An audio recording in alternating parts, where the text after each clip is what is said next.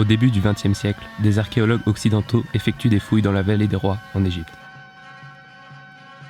Parmi leurs découvertes se trouvent des vases en albâtre, remplis de miel. Ce miel, âgé de plus de 3000 ans, semblait avoir survécu aux affres du temps.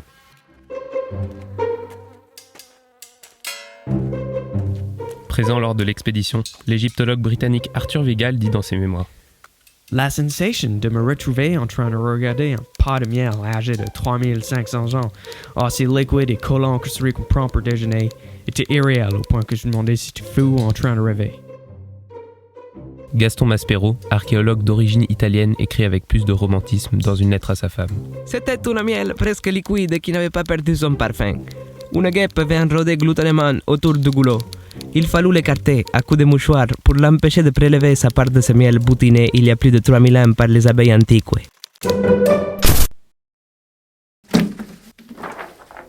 Ce miel a été découvert en Égypte, mais ce n'était pas un cas isolé. Des découvertes similaires ont eu lieu en Géorgie, en Italie dans les tombes romaines et en Israël. Comment se fait-il que tous ces miels soient quasiment intacts? Peut-on supposer que le miel résiste au développement d'impuretés? Le miel est-il impropre à la prolifération des bactéries? C'est la problématique de notre TPE que nous, Axel, Chris et Ignacio, élèves de premier essaim au lycée international, allons tenter d'élucider. Pour y répondre, nous allons donc premièrement expliquer qu'est-ce que le miel, puis présenter l'expérience initiatrice de notre TPE. Nous allons ensuite décrire les différents facteurs que nous avons testés, montrer les autres facteurs qui rentrent en jeu, avant de conclure.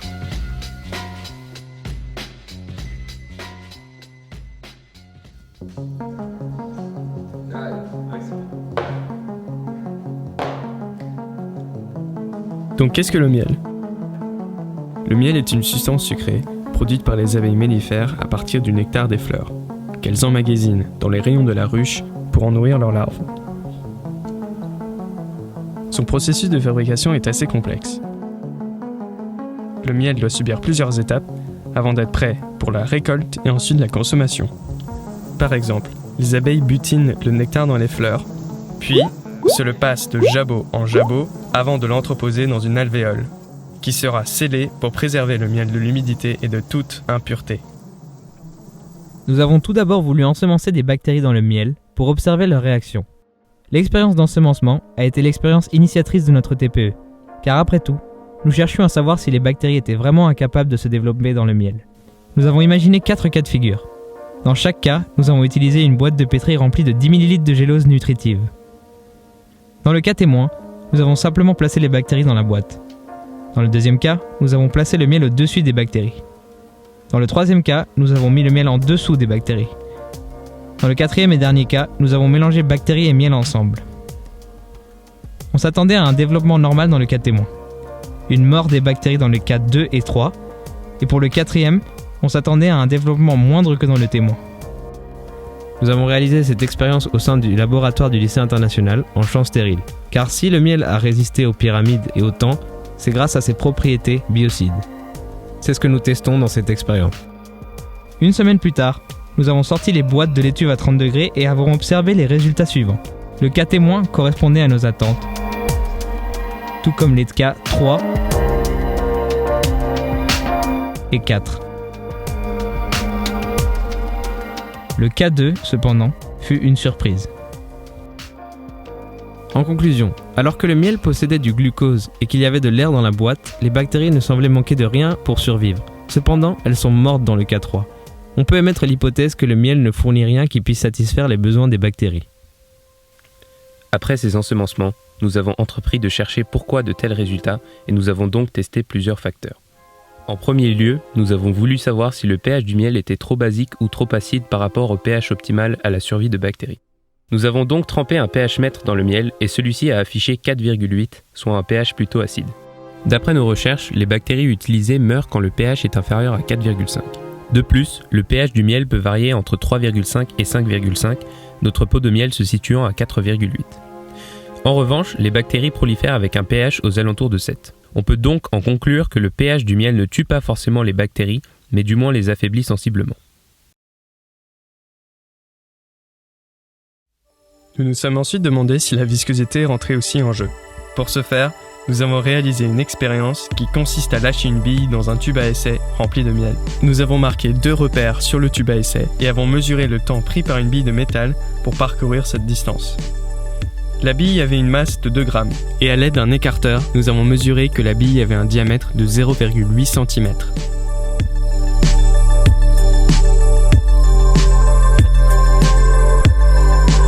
La bille a parcouru 5 cm en 40 secondes, soit 0,0012 mètres par seconde.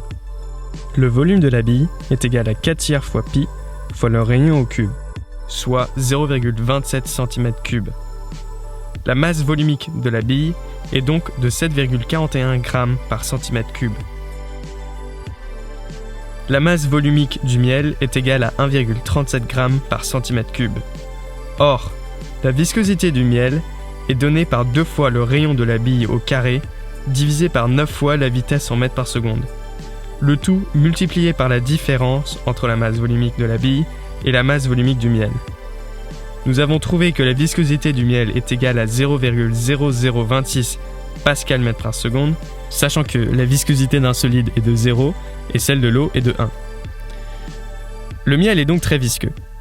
Il se pourrait que cette viscosité perturbe la respiration des bactéries. Néanmoins, ceci reste une hypothèse que nous n'avons pas pu tester. Nous nous sommes ensuite demandé si la concentration en sucre de notre miel avait une influence sur les bactéries. Nous avons donc réalisé un premier glucotest qui s'est avéré infructueux car la bande était saturée. Pour pallier à ce problème, nous avons entrepris de diluer plusieurs fois le miel jusqu'à ce que la bande fournisse un résultat probant.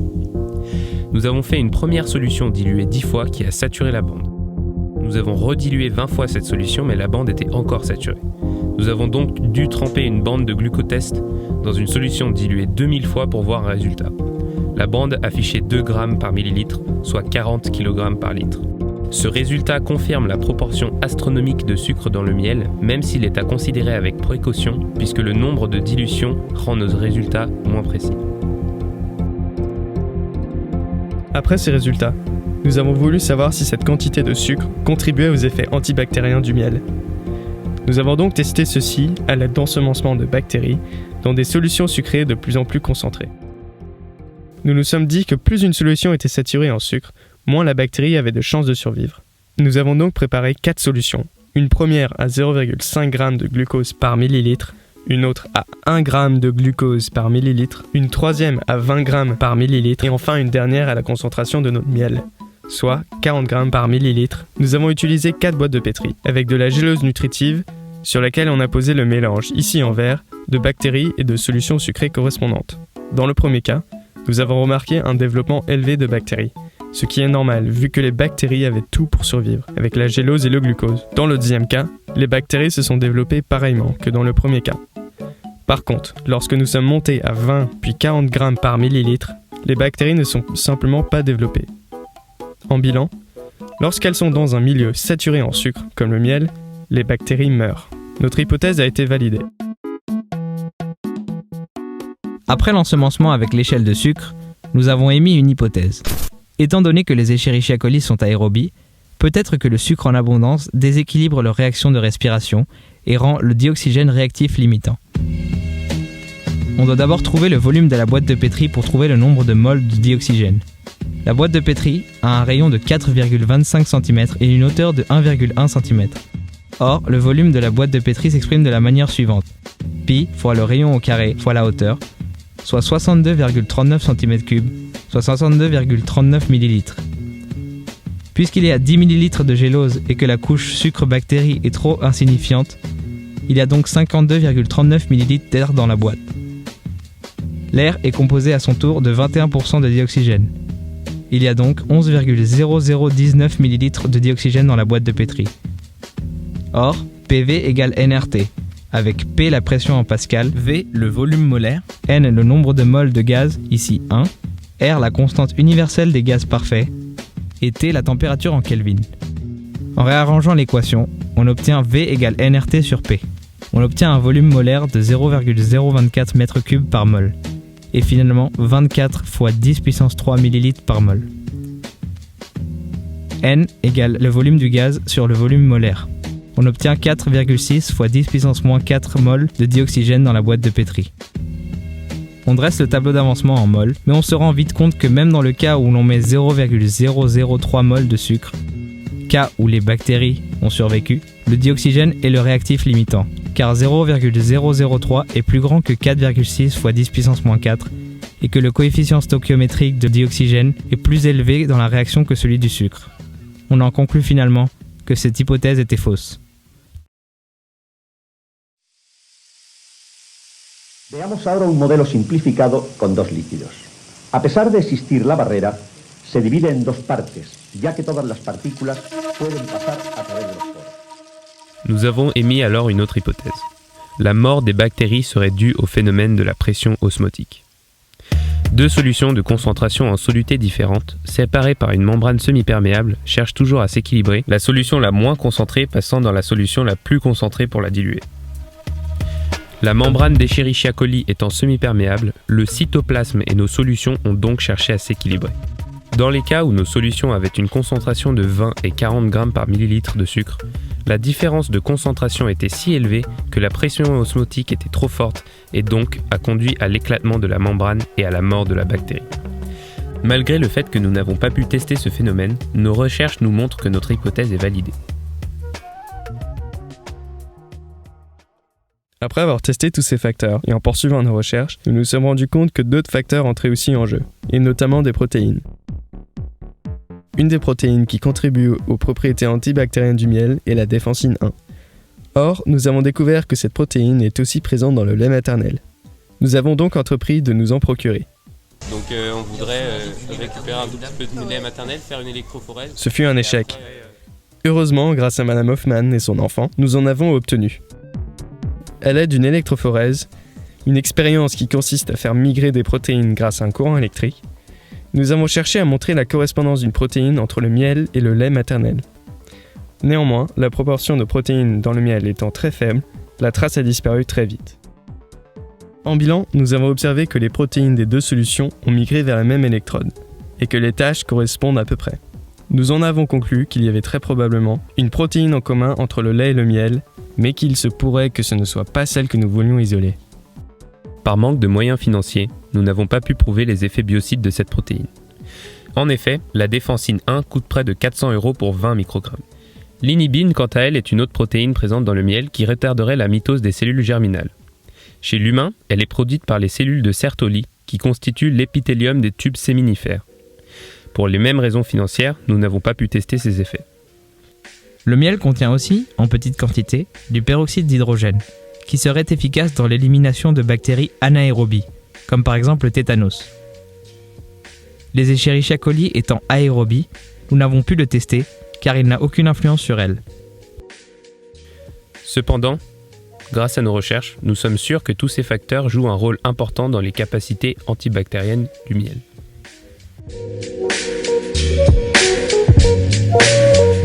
Pause. Revenons maintenant en arrière.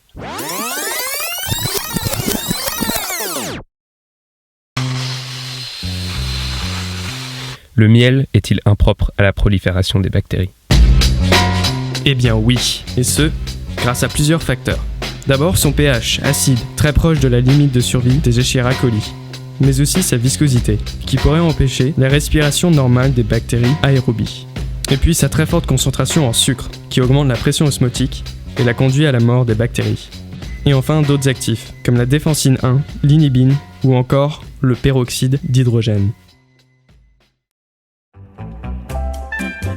Avec toutes ses propriétés bénéfiques, le miel est souvent utilisé en tant que remède pour divers maux. Il se trouve que plusieurs entreprises proposent des gammes entières de produits de soins, beauté et cosmétiques à base de miel. Cependant, celui-ci est souvent associé à d'autres substances pour booster les effets recherchés. Un des usages thérapeutiques du miel est notamment la lutte contre l'acné, puisque les bactéries en étant responsables ne peuvent se développer dans cette substance.